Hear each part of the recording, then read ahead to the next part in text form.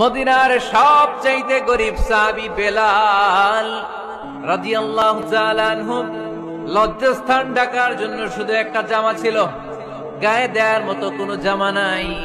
এই সাহাবীর মতো গরিব কোন সাহাবী মদিনার জমিনে নাই। এই বেলাল রাদিয়াল্লাহু তাআলা আনহুকে বিশ্বনবী ডেকে বললেন, ইয়া বেলাল আনফিক ইয়া বেলাল লা তাখশা মিন যিল আরশি ইকলালা।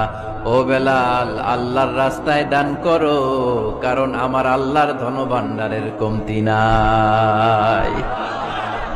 সাইয়েদনা বেলাল রাদিয়াল্লাহু তাআলা আনহু সবচেয়ে গরিব, শুনতেছেন? আর খাবার দাবার টাকা পয়সা বলতে নাই। ওই সাহাবীরে বিষ্ণু ইসলাম বললেন, আনফিক বেলাল, বেলাল তুমিও দান করো।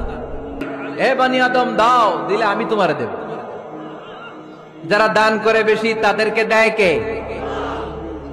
দিলেই আসবে, না দিলে আসে না। আপনি দেন, দেখবেন আসতে শুরু করছে। এটাই সিস্টেম। हमें सपोर्ट करने के लिए हमारे चैनल को अभी सब्सक्राइब कर लें और बेल के आइकन पर क्लिक करके हमारी लेटेस्ट वीडियो की नोटिफिकेशन बर वक्त हासिल करें।